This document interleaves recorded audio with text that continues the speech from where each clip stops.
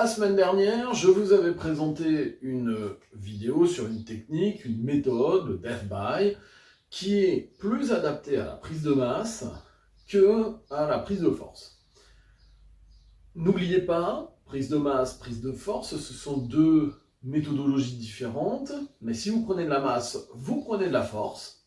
Si vous prenez de la force, vous prenez de la masse. Bien évidemment, quand vous vous entraînez pour la masse, vous prenez moins de force que si vous vous entraînez spécifiquement pour la force, et quand vous vous entraînez spécifiquement pour la force, vous prenez quand même moins de masse que si vous vous entraînez spécifiquement pour ça. Mais bon, ça, c'est du détail. Si ça vous intéresse, mettez-le dans les commentaires, je vous ferai une vidéo pour vous expliquer un petit peu la différence entre les deux, si c'est un petit peu nébuleux pour vous.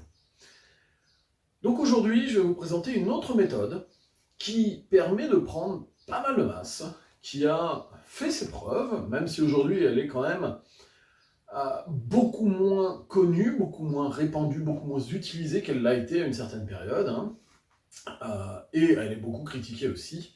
Mais ça, de toute façon, si vous voulez pas être critiqué, il faut rester dans une grotte au fin fond des montagnes et surtout ne pas être connu. Voilà.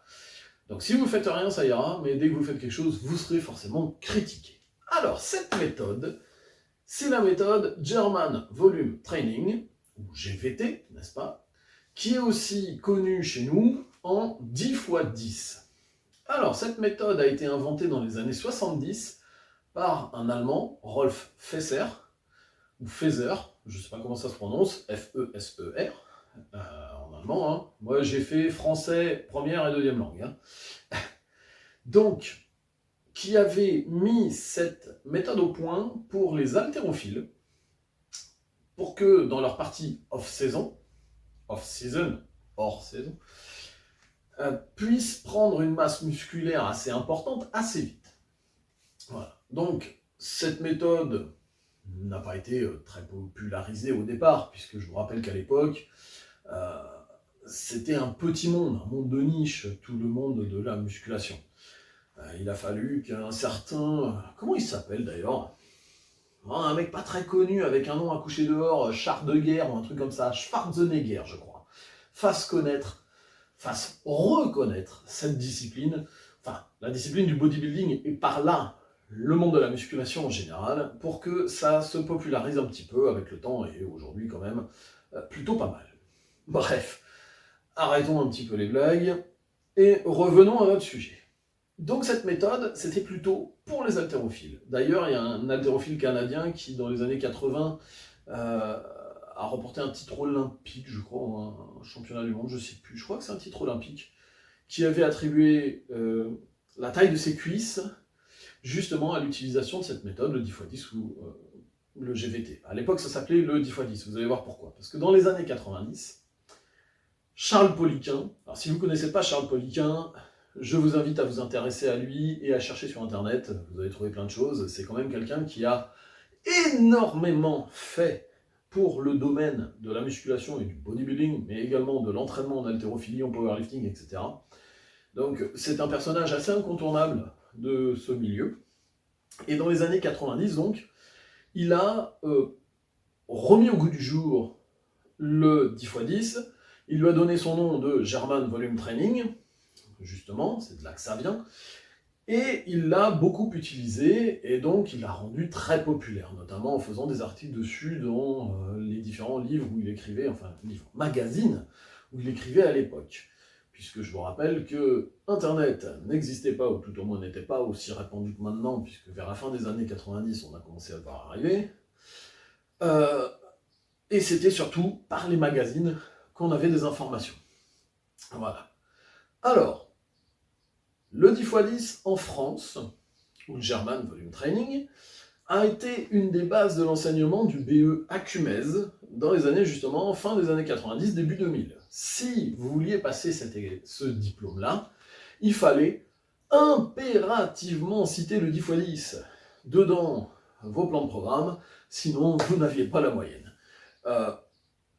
J'exagère à peine en disant ça, d'accord ? C'était vraiment quelque chose qui était incontournable, tout comme le Heavy Duty va le devenir un petit peu pareil au début des années 2000, grâce ou à cause à Dorian Yates. Bref, fin de l'aparté. Donc le German Volume Training. La méthode originelle, elle est très simple. Vous prenez 60% de votre 1RM sur un mouvement polyarticulaire, pas de mouvement monoarticulaire pour le 10x10, et vous allez faire, avec ces 60%, 10 séries de 10 répétitions. Alors, bien évidemment, peut-être qu'au début, vous n'arriverez pas à boucler les 10 séries de 10. Mais il va falloir y arriver. Et quand vous y arrivez, vous faites 10 séries de 10 avec un certain temps de repos entre chaque série, j'y reviens juste après, vous augmentez votre charge de 4 à 5%. Alors, les temps de repos, justement, ils sont préconisés entre 60 et 90 secondes. Au départ, vous pouvez commencer avec 90 secondes, mais l'objectif pour pouvoir augmenter votre charge, c'est de faire 10 séries de 10 avec 60 secondes de repos entre chaque série. Alors vous allez me dire, ça a l'air énorme. Oui, mais 60%, c'est à peu près votre 20 RM, pour la plupart des gens. Donc faire une série de 10 avec votre 20 RM, ça n'est pas du tout fatigant. Ce qui fait qu'en fait, sur vos 10 séries de 10, vos 4, 5 premières séries, voire 6 premières séries même, ne seront pas dures. C'est l'accumulation de la fatigue, puisque les temps de repos sont relativement courts, qui va amener à avoir 3, 4 séries vraiment productives sur la fin de votre batch de séries. Alors, il y a aussi autre chose, c'est que cette technique, le 10x10, utilise les tempos. Donc comme je vous le disais, c'est obligatoirement sur les exercices polyarticulaires. Eh bien, sur les exercices à grande amplitude de mouvement, vous allez utiliser un tempo de 4-0-2-0. Ça veut dire quoi? 4 secondes à l'excentrique, pas de temps de repos, pas de temps d'arrêt ou quoi que ce soit en bas. 2 secondes à la concentrique et pas de temps d'arrêt, rien du tout. On va prendre l'exemple d'un squat. 4 secondes à la descente et je remonte aussitôt en 2 secondes. Et je fais mes 10 répétitions comme ça. Maintenant, pour les mouvements qui ont une moins grande amplitude, vous allez prendre un tempo légèrement différent puisque vous allez faire du 3-0-2-0. Par exemple, un rowing, 3 secondes descente, 2 secondes montée, 3 secondes descente, 2 secondes montée. Alors, bien évidemment, comme je vous le disais tout à l'heure, cette technique a été très critiquée, puisque, comme je vous le disais à l'instant, 4-5 séries où vous ne forcez pas, pour beaucoup c'était du junk volume. Ceci dit, l'objectif de ces séries-là, comme il y a un tempo lent, comme il y a un temps de repos assez court, c'était d'accumuler de la fatigue pour pouvoir ensuite avoir vos séries productives.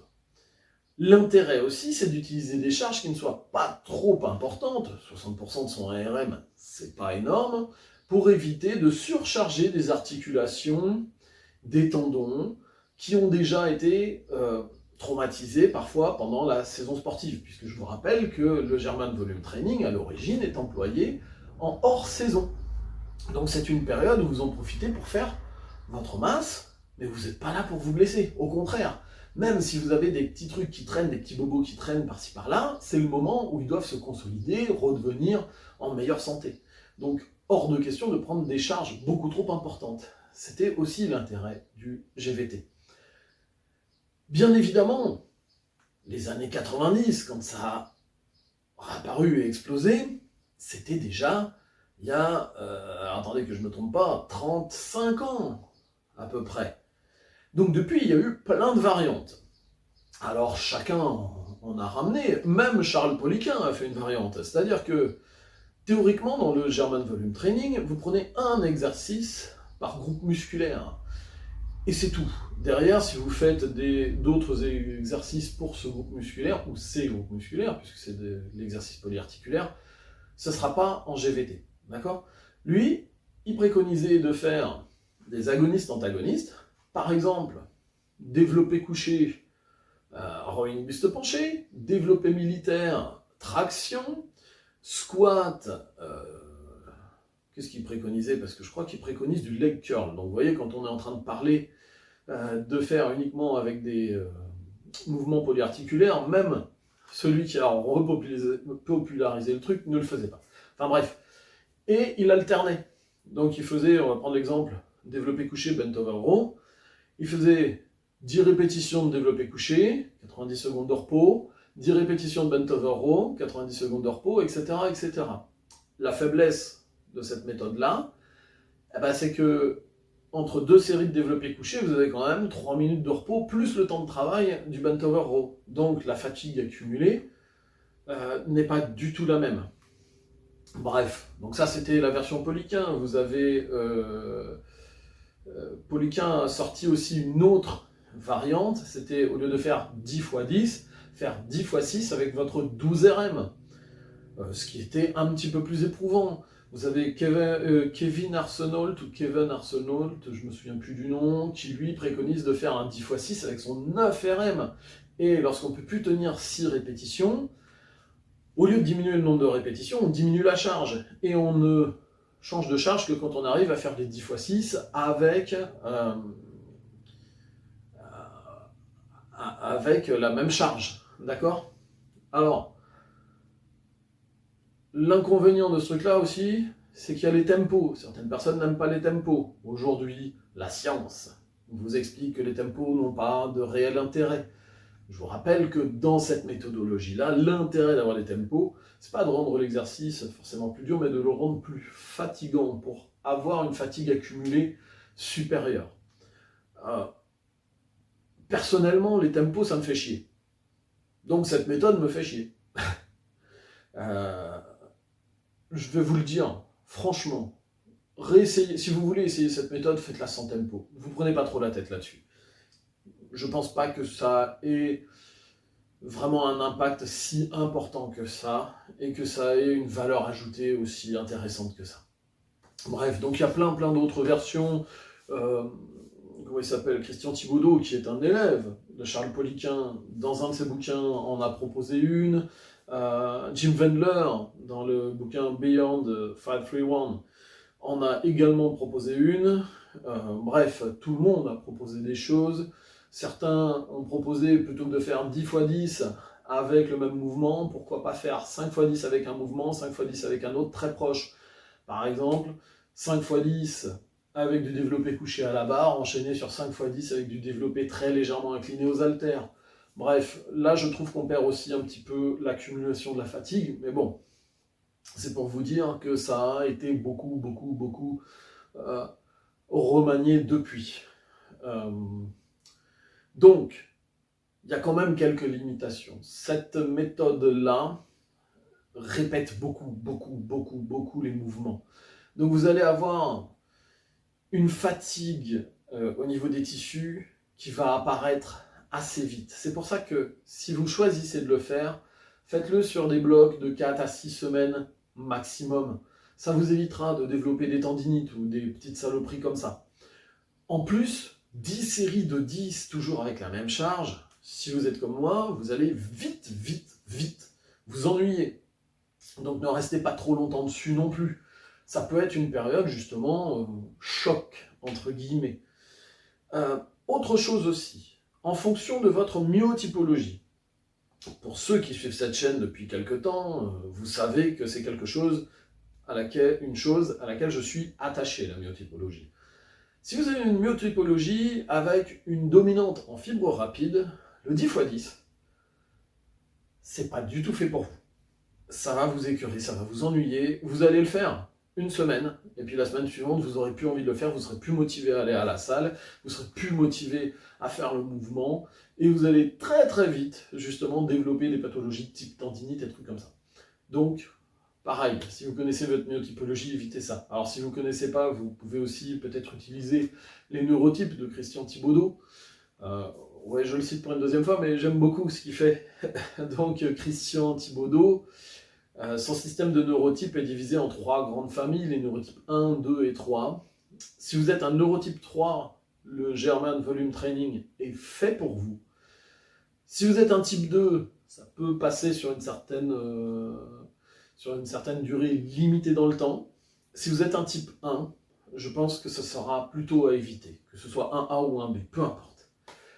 Voilà, donc, dans les commentaires, dites-moi si vous connaissiez déjà cette méthode. Si comme moi vous êtes un ancien, vous l'avez forcément croisée, on a déjà essayé de vous la faire faire, ça c'est quasiment certain. Si vous êtes un jeune, tant mieux pour vous, c'est cool. Mais peut-être que vous ne la connaissez pas parce qu'on en entend beaucoup moins parler depuis 15-20 ans maintenant. Donc peut-être que vous allez pouvoir l'essayer. Dans ce cas-là, dites-le moi aussi en commentaire. Si vous avez d'autres méthodes que vous voulez que j'aborde, n'hésitez pas aussi à le mettre dans les commentaires. En attendant, n'oubliez surtout pas, il faut liker, il faut partager. Et quand je dis il faut, c'est pas une injonction, mais bon, c'est pour me motiver aussi. Et n'hésitez pas à activer la cloche des notifications pour savoir quand est-ce que je vais vous sortir des vidéos de cette qualité, voyons. Voilà, en attendant, je vous dis à toutes et tous au revoir. Au revoir. C'était un vieux président pour les jeunes. Et je vous dis à très bientôt pour une nouvelle vidéo, pour soit d'autres techniques, soit d'autres petites réflexions que je me fais comme ça au passage. Allez, ciao!